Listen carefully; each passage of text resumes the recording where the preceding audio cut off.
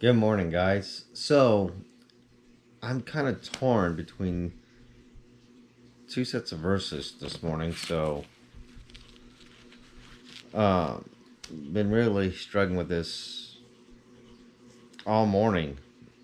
Um, so I'm just gonna read read the two, and then we'll see where the Spirit leads me.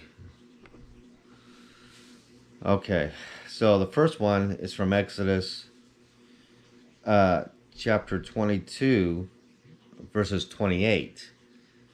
And it states, "You shall not curse God, nor curse a ruler of your people." And then the other one that's been glaring out to me this morning is from chapter 23, and it's verses 1 through 3. "You shall not bear a false report. Do not join your hand with a wicked man to be a malicious witness. You shall not follow the masses in doing evil, nor shall you testify in a dispute so as to turn aside after a multitude in order to pervert justice. Nor shall you be partial to a poor man in his dispute." Um, so my dilemma is I'm not fully sure as to one I'm to focus on. Because you got the obvious straightforward one, verse 28. We're not to curse God, we're not to curse the rulers that are placed before us. And um and I've seen a lot of videos out there, and we're going to go with the now, what's currently happening. A lot of videos out there that I've seen from TikTok and YouTube where people are actually, in my opinion, doing solicitations for hitmen to try to take out the newly uh, president-elect. Um, if you're calling people to come forward to kill a man, you are cursing a man. Uh, and then with verses 1 through 3 on chapter 23, verse 2 is the one that really sticks out to me. "You shall not follow the masses in doing evil, nor shall you testify in a dispute as to turn aside after a multitude in order to pervert justice." Um, I mean, this one it's telling me that we cannot go with what the culture wants us to go with, because the culture is always against God and always curses God. You know,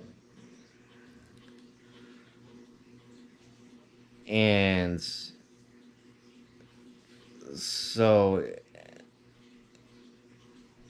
and the thing that brought up to me on this one was when people were just praising the opening ceremonies from the Olympics back in Paris, which was a direct, in my opinion, blasphemous scene, purposely contrived by evil. And the masses loved it. The culture loved it. They, you know, of course, us Christians and other, believers of God, they were appalled by it, and rightly should be, because it was a direct affront to our Lord and Savior, Jesus Christ, and to God. Um, so,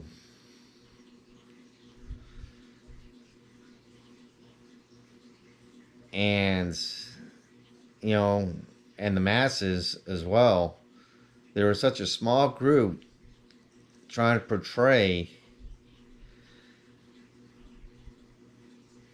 somebody as being evil, as being a threat to our own country. It's insane.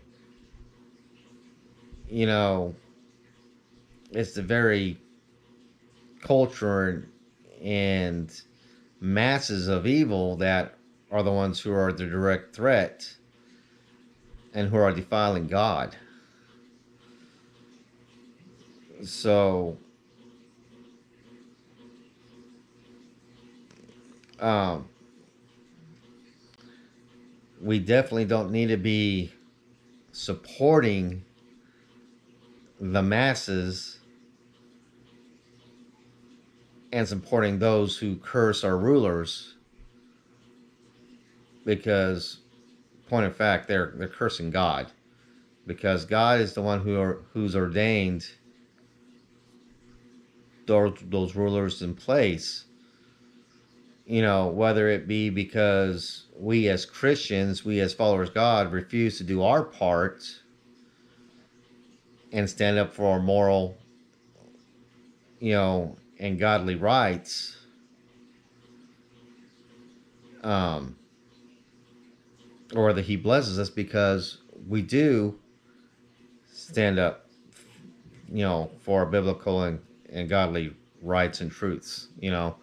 So I don't know. This was kind of a tough one for me this morning. So I think I'm gonna leave it at that. Is that we need to be anti-culture. We need to respect those in power that God places in power, whether because they get placed in power through our obedience or disobedience. Um, God put them there for a reason. God uses everybody and everything for His purpose and for His good plan, even though we may not understand it or see it. Uh, but we are definitely not to facilitate with any uh, cultural evil in, agendas that are placed out there by man. Because man is the evil. Man is the one who puts all the evil out there, not God. Man does. But anyways, I love you guys. You have a blessed day, and we will see you tomorrow.